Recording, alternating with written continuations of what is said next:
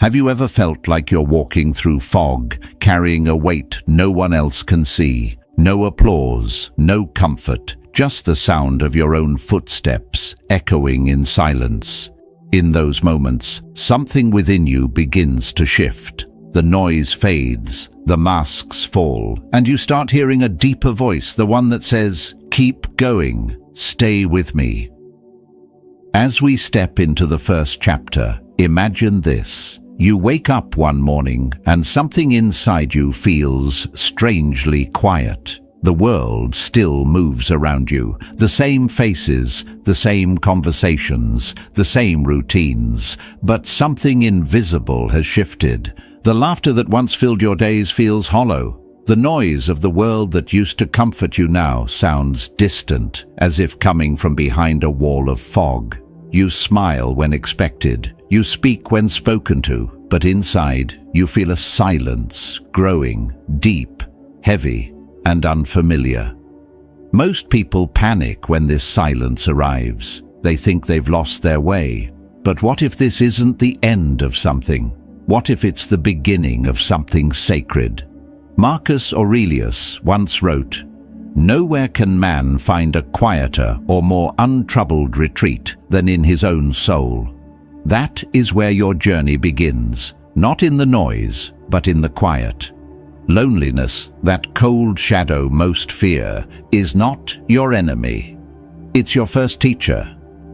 It strips you bare, removing the masks you once wore to belong. It dismantles the version of you that was built from other people's opinions. It reminds you that the foundation of strength is not applause, not validation, not company, but solitude. The Stoics understood this well. They spoke of retreating within, of returning to the fortress of the mind. Seneca called it self-sufficiency, the art of standing whole, even when the world stands apart. He said, "A great man is he who uses earthenware as if it were silver, and silver as if it were earthenware." What he meant was simple. The wise man finds balance in lack and in abundance, for his peace doesn't depend on what he holds in his hands, but on what he holds in his heart. So when the world grows distant and the familiar becomes foreign, don't run from that feeling. It is the beginning of detachment from what no longer serves you. It's the quiet rebellion of your soul, whispering that you've outgrown the old world.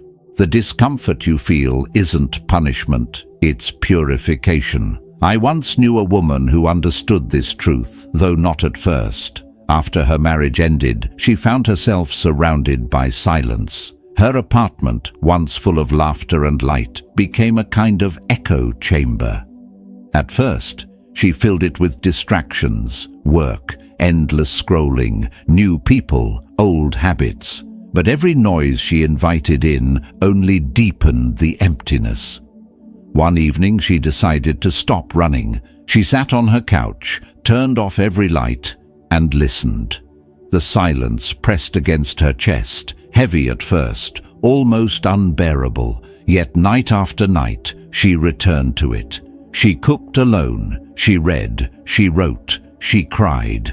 Slowly, she began to understand that the silence wasn't her enemy, it was her mirror.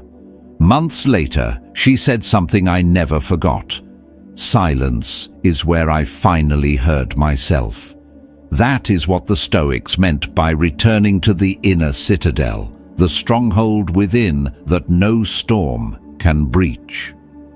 When she stopped seeking company to escape herself, she found companionship in her own spirit. When she stopped chasing distraction, she found depth. That is the paradox of solitude. When you stop fleeing it, it transforms into sanctuary. Epictetus taught, "No man is free who is not master of himself." To master yourself, you must first be willing to meet yourself, not the version shaped by others' expectations, but the raw, unguarded presence that emerges when every external voice fades. This meeting is not comfortable, it's not gentle, it's like facing a stranger who has been waiting for years in the dark, patient but unrelenting. Yet it is this very confrontation that builds you. In solitude, your mind becomes your forge. Each day you spend alone, without validation, without comfort, is a strike of the hammer shaping your inner steel. The Stoics didn't teach avoidance of pain. They taught transformation through it. They believed that every hardship, every isolation was a test of your endurance, a training ground for virtue. So when life strips away your comforts, it's not trying to break you, it's tempering you. Think of the oak tree in winter. When every other tree sheds its color and bends to the wind, the oak stands bare, exposed, and silent. There is no applause for its endurance, no audience for its patience. Yet beneath the frozen soil, its roots grow deeper, preparing for the unseen spring. You are that oak. Your winter is not a curse. It's a necessary season, a silent construction of the strength that will one day hold your life upright. The world will tell you that loneliness means something is wrong. But the Stoic knows better. When you walk alone, when you no longer crave the noise, when your circle grows smaller and your nights grow quieter, that is not failure. That is refinement. That is your soul separating from the chaos to return to what is essential. Seneca once said, "To be everywhere is to be nowhere." He was reminding us that presence, true presence, can only exist in stillness. So if you find yourself in that quiet place, no one calling, no one understanding, no one praising, don't rush to escape it. Stay. Sit with it. Let it teach you who you are without the crowd. When there's no one to lean on, your spirit begins to build its own spine. Every small act, getting up when you don't feel like it, keeping a promise to yourself, facing the long night without reaching for noise, becomes a stone laid in the foundation of inner strength. And one day, without realizing it, you'll wake up and see that you've built something solid, something no one can take from you. Loneliness does not make you weak. It makes you unshakable.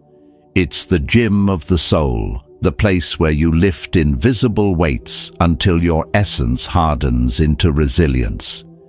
Every tear shed in silence is a mark of progress. Every quiet morning you rise without applause is a victory unseen by the world, but known by the universe. The philosopher inside you already knows this truth. Growth rarely announces itself. It happens quietly, like dawn rising over mountains no one is watching. You endure the cold so that something deeper can awaken, the calm that comes not from being understood, but from understanding yourself. So if you're standing now in that silent room, surrounded by uncertainty, don't fear the stillness. It's not a void, it's preparation. Every silence builds something unseen. You're not being abandoned, you're being refined. In all chaos, there is a hidden order. In all endings, a quiet beginning. When the noise stops, when the faces fade, when the applause dies, you'll finally hear it, that small, steady voice whispering from within. It's time to rise. No one is coming to lift you up, and that is not bad news, because in that moment, true strength is born. No one can give you resilience. Solitude will teach you how to forge it. Every time you endure the long night, you're not just surviving, you're rewriting the story of who you are. And when dawn comes, you'll understand what the Stoics have always known. The one who walks alone is not lonely. He is becoming whole. Moving into the second chapter, something begins to dawn on you. After standing long enough in solitude, you start to see that what truly drains the soul is not loneliness. It's the constant hunger for someone else to make you feel whole. You've walked through silence before, but now you begin to understand its deeper lesson. The exhaustion doesn't come from being alone. It comes from expecting rescue. It comes from building your peace on the shifting ground of another person's presence. We often mistake dependence for love. We call it connection, but most times it's an unconscious plea. See me, reassure me, make me real. Yet no one can hold that weight forever. The Stoics knew this truth well. Seneca warned, "He who depends on others for happiness has surrendered his peace to fortune. The more you rely on the world to calm your storms, the weaker your inner fortress becomes." True serenity is not found in someone's reply, but in your ability to stand unshaken when none comes. Imagine this: you send a message to someone you love. Minutes pass, then hours. The silence begins to echo. You replay every word you wrote, searching for what went wrong. You open your phone again and again, waiting for proof that you still matter. And in that moment, your peace is no longer yours. You've handed it over. You've given a stranger the keys to your mind. I once met a woman who lived this struggle. Whenever her partner went quiet, she would spiral into panic. Her heart raced. Her thoughts turned dark. When he doesn't reply, she said, "I feel like I don't exist." But over time, she learned something powerful. The silence she feared wasn't from him. It came from herself. She had never learned to sit with her own pain, to soothe her own heart. Every time she reached outward, she was really trying to run from the void inside. Epictetus taught, "No man is free who is not master of himself." Freedom begins when you stop asking others to hold what only you can carry. To master the art of self-comfort is not to close your heart, it is to open it in the right direction, toward yourself. When sadness comes, instead of rushing to be understood, you stay, you breathe, you place a hand on your chest and whisper, "I'm still here." That is not weakness, that is wisdom. Learning to soothe yourself doesn't mean turning cold or withdrawing from love. It means no longer handing your peace to the unpredictable moods of others. It means finding stillness in your own presence. Picture yourself sitting alone in a cafe. No phone, no noise, just the quiet rhythm of your breath and the weight of your thoughts. At first, it feels strange, almost unbearable. Then, slowly, a warmth appears, a quiet satisfaction that needs no witness. That is freedom. Marcus Aurelius reminded us, man's happiness depends on his inner thoughts. The one who depends on the crowd for validation is like a sailor waiting for the wind to change instead of learning to steer. The Stoic chooses a different path. He learns to be the wind, to steady his own sails when the sea grows violent. When the world withdraws, he does not collapse, he recalibrates. When someone leaves, he grieves, but he does not crumble. His heart may ache, but his foundation does not shake. There's a certain beauty in standing on your own 2 feet for the first time. It's frightening at first, the silence, the weight, the vastness of it all, but soon it turns sacred. You begin to realize that what you sought in others, comfort, safety, understanding, was never missing. It was only sleeping within you, waiting to be claimed. Seneca once wrote that the wise man is content with himself, not because he loves isolation, but because he has learned that the only true companionship is with reason. We are told to chase approval, to earn worth through reflection in someone's eyes. But dependence is not devotion, it's fear. It's the trembling of a spirit that has forgotten its own strength. And fear always disguises itself as attachment. You call it love, but in truth, it is the terror of standing alone. The Stoics urged us to see love not as possession, but as participation in the divine reason of nature. You love not to complete yourself, but to share what is already whole. When you stand firm in your own self-respect, your relationships change. You no longer beg for attention. You bring presence. You no longer crave to be seen. You see clearly. The love that comes from such steadiness is not a need. It's a gift freely offered. I once knew a man who had lost everything: his business, his friends, his sense of direction. At his lowest, he said, "I just want someone to tell me I'll be okay." But no one did. No one could. So he learned to tell himself. Each morning he woke early, looked into the mirror and said, "I will not abandon myself." At first, it felt like a lie. Then, day by day, it became truth. He rebuilt his life, not from encouragement, but from endurance. That is the Stoic way. The hand that steadies you must be your own. Love remains sacred, but it changes shape. You still feel deeply, but you do not drown. You still care, but you do not cling. You still hope, but you no longer beg.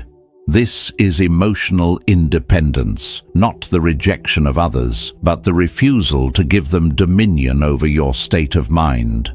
Marcus Aurelius said, "The happiness of your life depends upon the quality of your thoughts.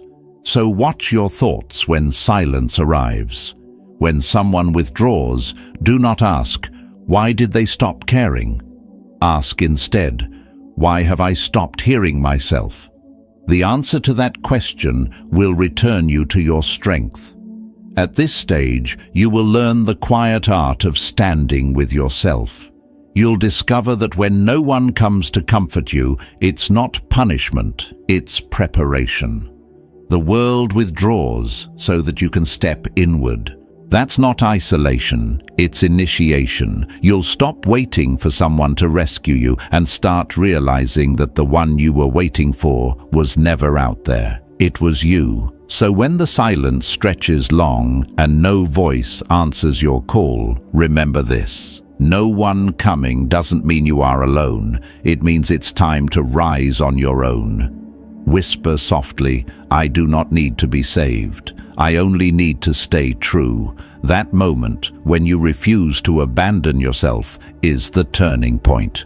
From here, strength stops being something you chase and becomes something you carry. And the next time you look for comfort, you'll know exactly where to find it. Not in someone's words, not in their presence, but in the quiet, unshakable power of your own heart. Advancing to the third chapter, here's where the real test begins. You've learned to stand in silence. You've learned to hold yourself steady when no one comes to comfort you. But now another enemy appears, quiet, familiar, and seductive. It doesn't shout, it whispers. It tells you that you've been wronged, that life has treated you unfairly, that others have it easier. It invites you to speak those words that seem harmless but slowly poison the soul. Complaining. At first it feels innocent, just a release, a way to vent. But soon it becomes a language, one that chains you to weakness. Each time you repeat the story of how hard life is, you strengthen the belief that you are powerless. You turn your pain into identity. You start to see yourself not as the author of your fate, but as the victim of your circumstances. Seneca once said, "We suffer more in imagination than in reality." Complaining feeds that imagination. It gives the mind endless fuel to replay pain that should have already passed. I know because I've done it. I've sat in dark rooms rehearsing the same stories. Who hurt me? Who left? Who failed to see what I deserved? Each repetition gave me a small satisfaction, like scratching a wound that refuses to heal. But here's the truth. Every complaint you repeat is a small prayer to weakness. You're saying to life, "I have no power." You're saying to your own mind, "I cannot change." And so, you stay still while convincing yourself you're doing something. Epictetus warned that it's not what happens to you, but how you respond that matters. Complaining is the refusal to respond. It's the art of staying in the wound because you've mistaken pain for identity. The mind loves it because it demands nothing. You get to be right. You get to be pitied. You get to keep your excuses, but all of it costs you movement. Think of a river carrying a stone. The current is strong. It beats against the rock, grinding it endlessly. The stone could rage, curse the water, shout at the injustice of its erosion, but the river wouldn't care. It would keep flowing, shaping, polishing. Over time, what once was rough becomes smooth. What once resisted becomes refined. Life is that river.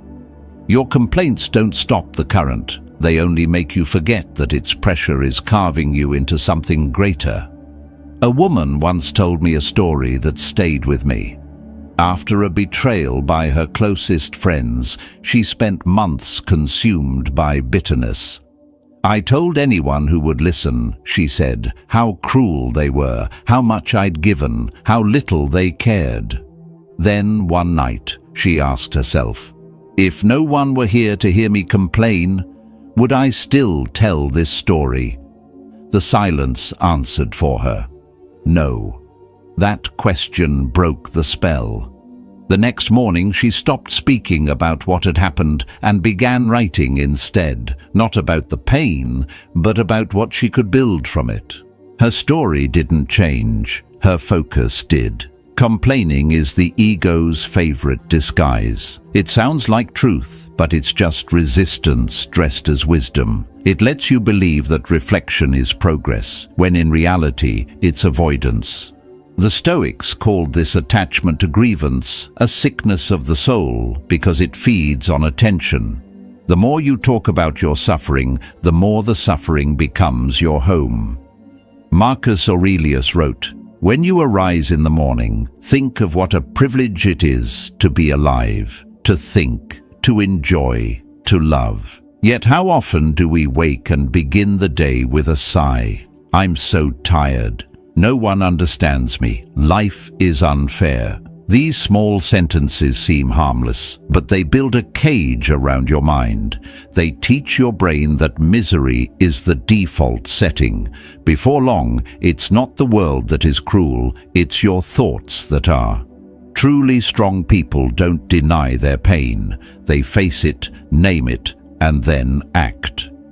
They don't ask, why me? They ask, what now? The moment you change that question, your energy returns. Suddenly, the burden doesn't seem like punishment. It becomes material, clay in your hands, waiting to be shaped. You stop looking for someone to blame and start looking for what you can build.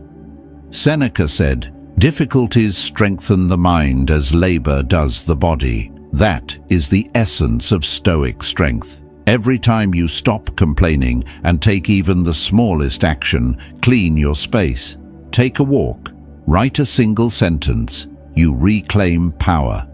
Each act is a declaration. I am no longer a victim of this, and the universe responds. There's a kind of dignity in silence, especially when you have every reason to speak. The world tells you that silence means weakness.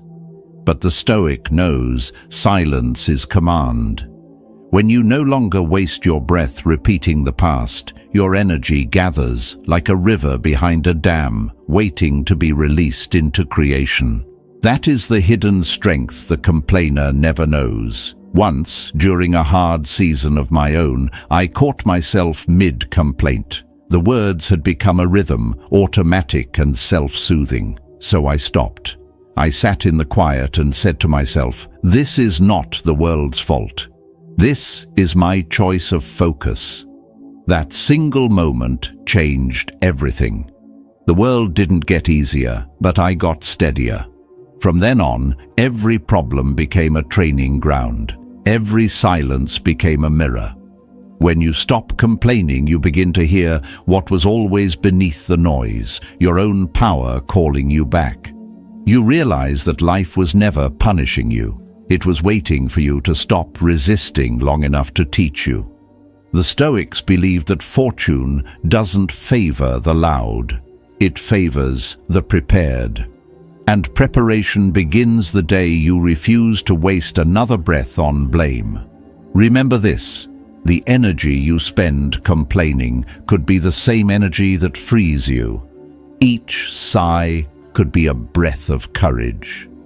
Each story of unfairness could be replaced with one of growth. Stop saying, "Why me?" Start asking, "What can I do with this?" That single shift in language is the bridge between suffering and strength. And when you cross it, something changes. The world still challenges you, but it no longer controls you. You stop waiting for the river to calm. You learn to swim. You stop seeking sympathy. You seek progress. And in that transformation, you discover what Marcus Aurelius meant when he wrote, "The impediment to action advances action. What stands in the way becomes the way."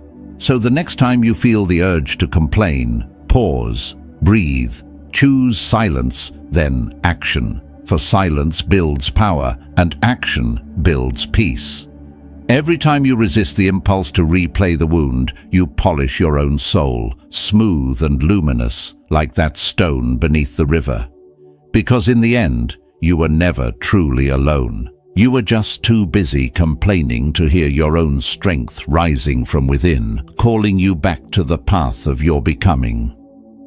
Entering the 4th chapter, the air grows quieter. You've stopped complaining. You've started to act. But now you face a test far subtler than pain, harder than struggle, the silence of being unseen. You rise early. You work late. You give your best. And yet, no one notices, no applause, no acknowledgement, no witness to your effort. You stand there in that stillness, wondering if it even matters. This is where most people break, not from hardship, but from invisibility. They don't collapse under pressure, they collapse under silence. But the Stoics taught that this is the precise moment when your character is revealed. When no one else sees you, do you still see yourself? Imagine building a temple alone on a mountain. Stone by stone, day after day, your hands raw, your breath short. You look around, and there's no crowd watching, no one cheering, just you and the wind. At first, the stillness feels cruel, but over time, it becomes sacred. Because in that silence, something awakens, a quiet pride, born not from others' praise, but from your own integrity. Marcus Aurelius wrote, "It is not the applause of others that should concern you, but the harmony of your own soul." The Stoic does not labor for recognition. He labors for alignment with truth, with virtue, with himself. And yet, this lesson hurts. The world is loud with people demanding to be seen. We've been trained to measure our worth in reactions, to count validation like currency. But that's an endless debt. The Stoic knows that the approval of others is like wind, unpredictable, fleeting, and never yours to control. If you live for applause, your peace will depend on noise. If you live for virtue, your peace will grow in silence. I once met a woman who faced this exact test. She worked harder than anyone in her office, first to arrive, last to leave. When the awards came, her boss praised someone else. I felt invisible, she told me. For weeks, she drowned in quiet bitterness. Then one day, she decided to stop working to be seen and start working to see herself. She began keeping a small notebook. Every time she finished a project, she wrote down what she had done well. She celebrated with a quiet walk, a coffee, a moment of peace. External recognition lasts for minutes, she said, but self-recognition stays for days. That small shift changed everything. She stopped chasing mirrors and became her own reflection. Epictetus said, "If you seek freedom, then wish for nothing that depends on others." Validation is one of those dependencies. It binds your worth to the moods of strangers. When you withdraw that need, you take your power back. The man who can validate himself no longer fears being unseen. He no longer asks for permission to be enough. He no longer needs the world to clap before he takes another step, because he's learned that the work itself is the reward, and the silence after effort is the sound of strength forming. There's an old myth that captures this beautifully. Cassandra, the prophetess of Troy, was given the gift of seeing the future, but cursed so that no one would believe her. She saw disaster coming, spoke truth, and was called mad. Yet she never stopped speaking. Even when no one listened, she honored what she saw. Her story isn't about tragedy. It's about integrity, the courage to stay loyal to your truth, even when the world looks away. That's the same courage required when your work goes unseen. Sometimes being believed is less important than being honest with yourself. In today's world, people trade authenticity for attention. They mistake visibility for value. But those who live by Stoic virtue understand being unseen is not failure, it's purification. It strips away performance. It teaches you to act without audience, to build without applause, to love without reward. Marcus Aurelius wrote, "Be satisfied with your own approval, and it will be enough." True self-validation is not arrogance. It's discipline. It's the calm recognition that your worth was never meant to be voted on. To accept yourself completely, to look at your flaws and your strengths, your victories and your failures, and still say, "I am whole," is terrifying. It means there is no longer anyone to hide behind. No more excuses, no more masks, just you, naked before your own conscience. But that is where real freedom begins. When you dare to face both your light and your shadow, you become unshakable. The Stoics taught that we must know our darkness, for only then can we control it. The man who sees his weakness clearly no longer fears the judgment of others. He is not ruled by praise, nor destroyed by silence. Think of steel. It hardens only when it's exposed to fire. The same is true of the soul. The flames of neglect, the heat of being overlooked, these are not punishments, they're purification. Every moment the world ignores you, it gives you another chance to strengthen your core, to build confidence that can't be borrowed, only earned. The Stoics didn't seek comfort, they sought clarity. They saw hardship not as cruelty, but as craftsmanship, shaping the soul into something that could not be broken. I remember once during a long stretch when my work went unnoticed, feeling that same ache of invisibility. I had given everything, and there was nothing in return. No message, no applause, no recognition. But one morning, as I sat in the quiet, I realized something. The quiet wasn't empty. It was proof. Proof that I had learned to act without needing noise. Proof that my strength no longer needed witnesses. That morning, I poured myself a cup of coffee, opened my notebook and wrote, "You don't need to be seen to be solid." From that day, I began to live differently. I worked with calm. I created without the weight of expectation. I stopped asking, "Do they see me?" and began asking, "Do I see myself clearly?" And when I answered yes, the rest stopped mattering. Because here's the truth, the applause will always fade. The spotlight always shifts. Every compliment dissolves with time. But your own gaze, if it's honest and kind, becomes eternal. Look at yourself not through the eyes of the world, but through the eyes of your own integrity. That look, steady and unwavering, will light your path long after the world has turned away. Self-validation is not a rejection of others, it's a reunion with yourself. It's the moment you stop borrowing strength and start generating it. When you no longer chase recognition, you begin to radiate it. People feel it before they see it. A calm confidence that doesn't demand to be noticed. The kind of presence that speaks louder than words. So remember this. Every gaze will turn away, every applause will fade, but the light you kindle within, the quiet belief that you are enough, still growing, still learning, will never die. That is the secret of those who rise even when no one stands beside them. They don't need the world to see them, because they have become their own source of light.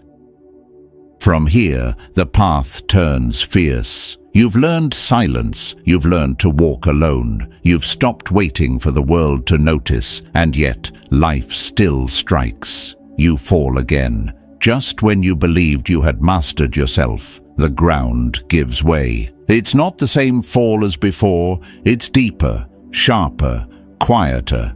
It catches you off guard. You thought discipline would protect you. You thought peace meant immunity. But even the Stoics knew that calm is not a shield. It's a sword you must keep sharpening. Marcus Aurelius once wrote, "The art of living is more like wrestling than dancing. You may have learned how to stand, but life will still pull you to the ground to test if your balance is real." Failure is not defeat, it's revelation.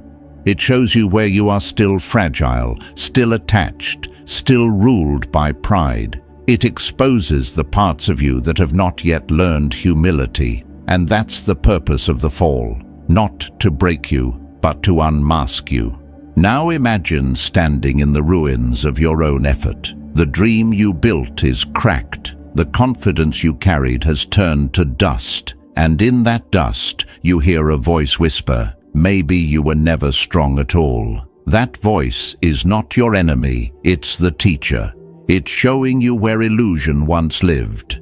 Seneca said, "Fire tests gold, adversity tests the brave." The Stoic doesn't curse the flames. He walks through them, knowing that only what is false will burn. I once knew a woman who lived this lesson. She built a small business from nothing, poured her soul into it, only to be betrayed by someone she trusted most. Overnight, everything she'd worked for vanished. Her hands shook, her mind broke into endless what-ifs. She wanted to give up. For months, she lived in quiet collapse, afraid to move. One morning, after another sleepless night, she asked herself a question that changed her life. If this pain isn't punishment, what is it trying to teach me? The answer came slowly.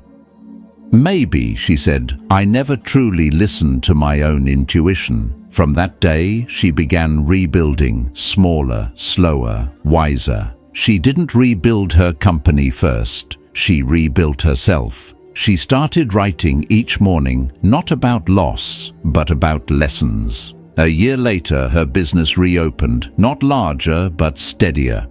I'm no longer afraid to fall, she told me, because every fall makes me more honest with myself. That is what it means to rise quickly, not recklessly, but consciously, to turn failure into fire. The Stoics understood that safety is an illusion. Seneca wrote, "It is in hardship that the true strength of the soul is proven. Comfort dulls the spirit. Pain awakens it. When you hit bottom, every false layer burns away. What remains is the core of who you are, the part that cannot be destroyed. That's why the wise do not fear the fall. They know that every collapse is an invitation to rebuild with truth instead of ego. There's a moment right after the fall when you want to freeze. You replay every mistake, every humiliation. That paralysis is poison. Regret drains power. The Stoics believed that action is the antidote. Epictetus said, "Don't explain your philosophy, embody it. Take one step, even a small one. Wash your face, write one sentence, move your body. Every small act breaks the spell of despair. It tells your mind, I am not done yet. The moment you act, the fire that burned you becomes the fire that lights you. Think of the phoenix. The old philosophers often used it as a metaphor for renewal. When the bird grows weary, it doesn't cling to the ashes of its past life. It dives willingly into the fire. It trusts the flames to free it.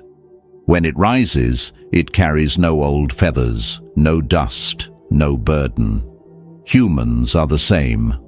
When you rise after a fall, what returns is not what burned, it's what survived. But rising is not only about movement, it's about meaning. You can fall and keep your pride, or you can fall and gain wisdom. When you say, I am a failure, you trap yourself in the past. When you say, I am learning, you step into the future. Marcus Aurelius wrote, the impediment to action advances action. What stands in the way becomes the way. That's the heart of Stoic resilience. Obstacles aren't interruptions, they're instruction. Every hardship, every rejection, every loss, it's all material for growth. I remember my own fall, one that left me breathless. I had worked for something I believed in, poured years into it. Then, in a single season, it fell apart. I tried to hold on, to explain, to fix it. Nothing worked. For a while, I mistook that silence for failure. But looking back, I see it for what it was: cleansing. The collapse stripped me of every illusion about control. It humbled me. It forced me to see that my strength was not in winning. It was in rising again with a cleaner heart.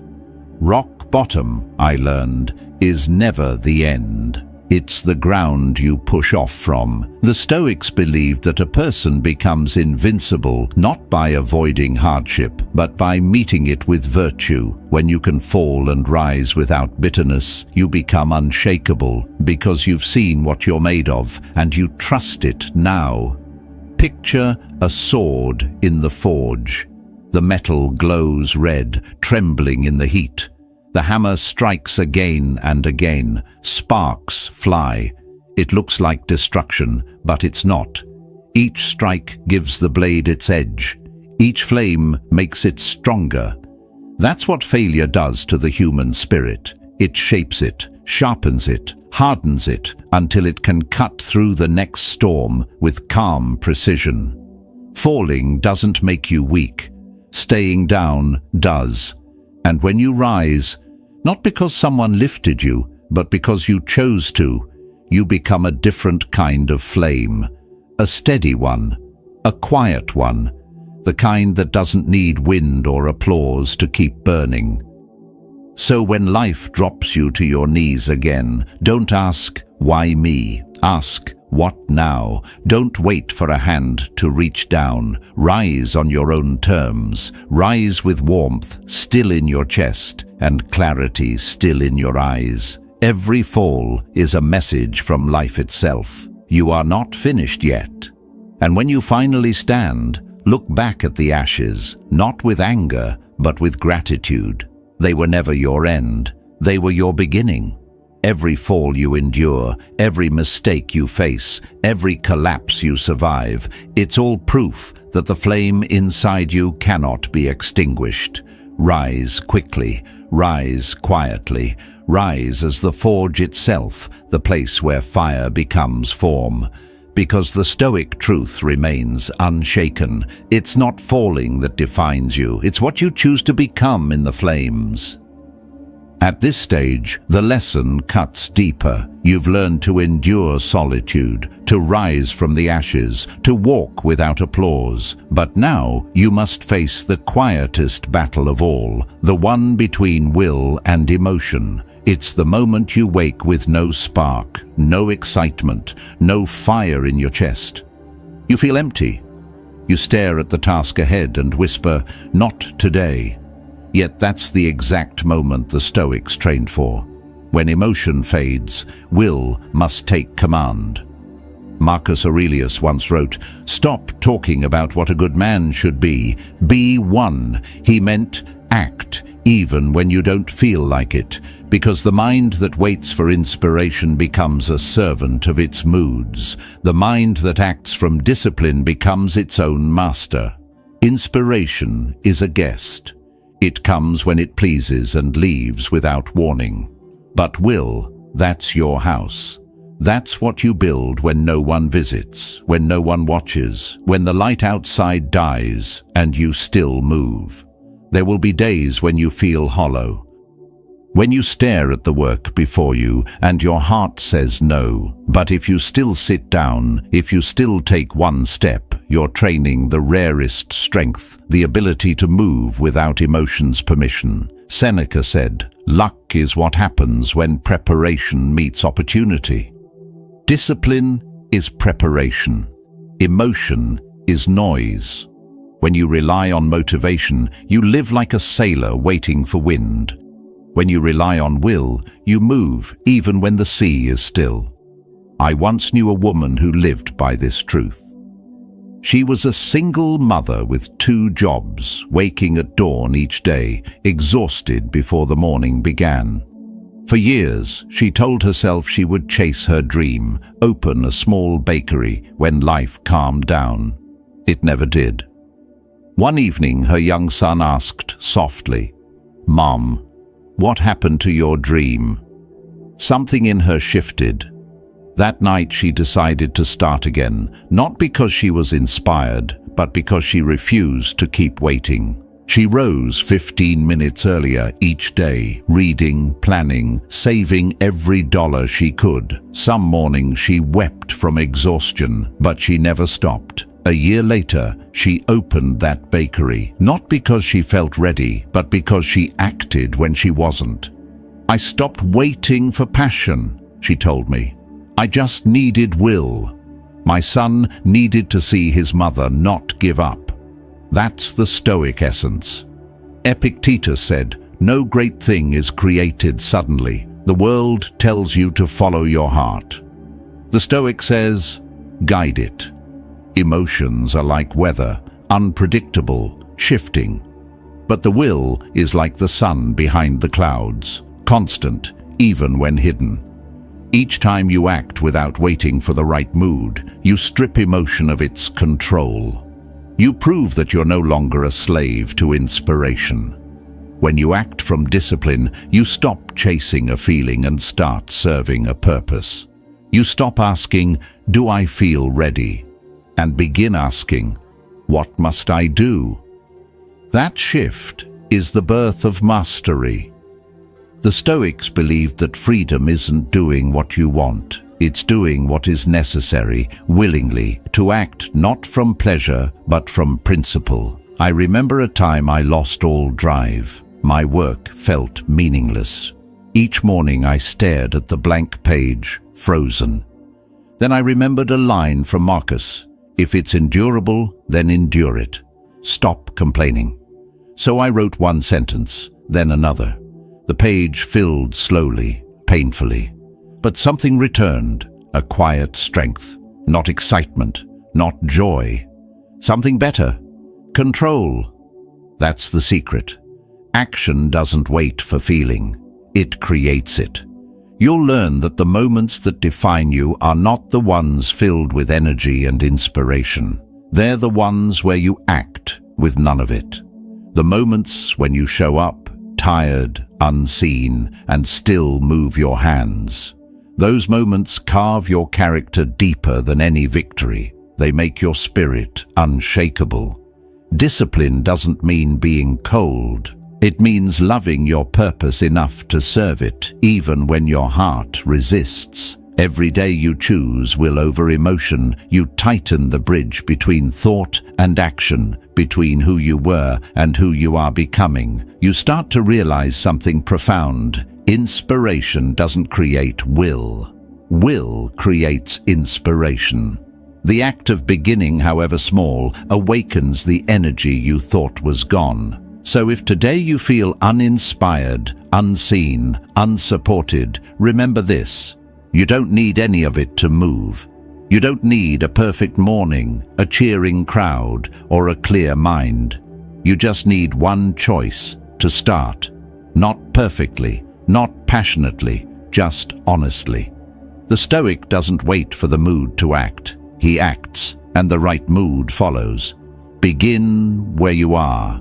Lift the weight. Write the line. Take the step. Every act of will builds the muscle that emotion can't. Consistency will carry you farther than enthusiasm ever could. And one day, you'll look back and realize that every moment you thought you were too tired, too broken, too unmotivated, those were the moments that built your strength. Because the Stoic knows, feeling fades, but the act endures. Passion stirs, but discipline builds. Begin, and the flame will follow. Entering the final chapter, the air feels still. You've endured the silence. You've risen from the ashes. You've walked long enough to stop needing applause. But now, something quieter appears. An ache, not of failure, but of invisibility. You've done everything right. You've been disciplined, patient, steadfast, yet the world remains unmoved. No one sees, no one understands, and you start to wonder, does it even matter? This is where the Stoic path reaches its depth. When there is no one left to lean on, no one left to explain yourself to, you face the truest test. Can you stand without being understood? Can you find meaning without being seen? The Stoics called this the return inward, the journey back to your own heart. Marcus Aurelius wrote, "Nowhere can man find a quieter or more untroubled retreat than in his own soul. In that retreat lies every answer you once searched for in others." The truth is, no one will ever truly see the depth of your battles. No one knows the storms you've endured in silence, the nights you've questioned your worth, or the quiet victories you've won without witness. You walk among people who see fragments of you, the surface, the image, but not the weight beneath. And that's not their fault. Everyone is too busy fighting their own unseen wars. Expecting full understanding from others is like expecting the ocean to understand the depth of a single drop. It cannot. At this point, the need to be understood becomes the final chain. As long as you crave it, your peace depends on others' perception. When you release it, you become free. Epictetus taught, what upsets people is not things themselves, but their judgments about those things. In the same way, what hurts us is not being misunderstood, but the belief that we need to be understood to be whole. I once heard of a young painter who lived this lesson. For years, she painted what others praised, trends, colors, safe beauty that sold well. Her art gained recognition, but her spirit withered. One day, she left the city. She rented a small house by a quiet lake and cut off all contact. She painted again, not to impress, but to listen to the voice inside her that had long been drowned out by noise. When she returned, her paintings were raw, imperfect, alive. A gallery discovered her new work and offered her an exhibition.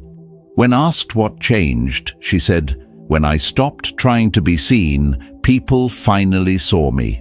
That is the paradox the Stoics knew well. When you stop chasing the world's gaze, you become luminous, not through performance, but through peace. Marcus wrote, "He who lives in harmony with himself lives in harmony with the universe."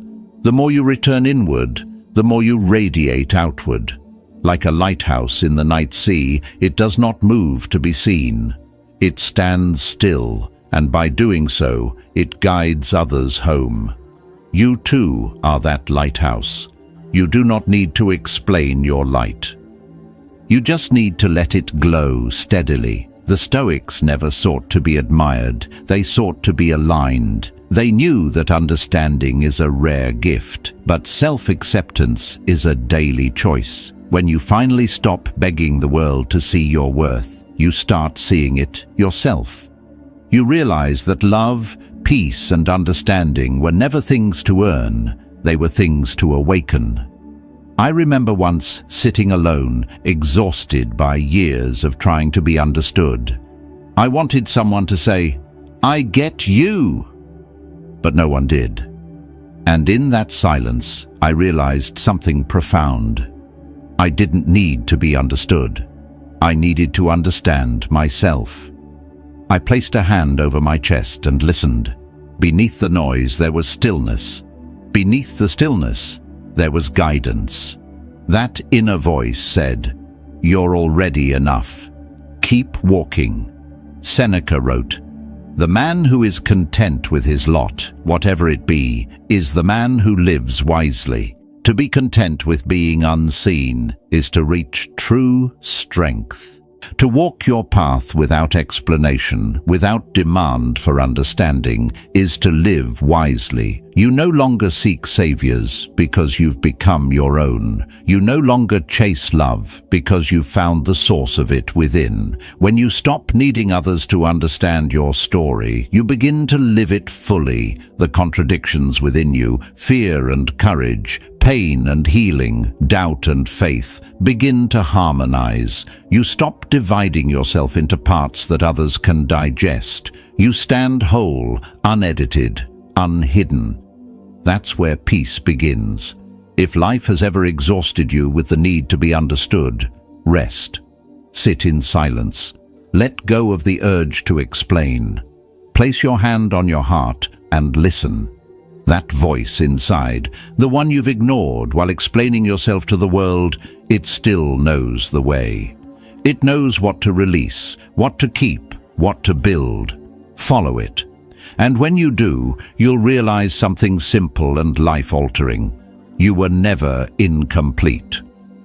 You never needed to be understood to be whole. Everything you've ever sought, love, peace, clarity, was always waiting within you. You were just too busy searching outward to notice. So return home. Return inward. Let the world misunderstand you if it must. The Stoic seeks no recognition, only alignment with what is true. And in that truth, he finds all the understanding he will ever need. That's how you rise even when no one walks beside you. Not by shouting your strength, but by quietly awakening it. The one who stands alone is not without fear or pain, but learns to turn loneliness into a teacher, silence into fuel, and every fall into a foundation. They do not live to impress the world, but to stay honest with their soul. When the world goes quiet, they listen. When no one believes, they believe for themselves. And from that stillness, something powerful begins to take shape. A strength that asks for no witness, a peace that needs no applause, a light that grows not because it is seen, but because it refuses to fade. This journey was never about becoming unbreakable. It was about becoming real. Learning to face your fears without running, to trust your will when the path grows dark, and to walk with your own light when no one else can guide you. When you stop waiting to be saved, you begin to realize that you were never weak. You were simply learning to rise. If this message resonates with you, share it with someone who might need the same reminder. Leave a comment below with 2 words, "Still rising," to mark your growth. And if you're ready to keep walking this stoic path of strength and clarity, subscribe and stay with me. Because every quiet victory, every unseen act of courage is proof that you are already ahead. The next step begins now. Keep going.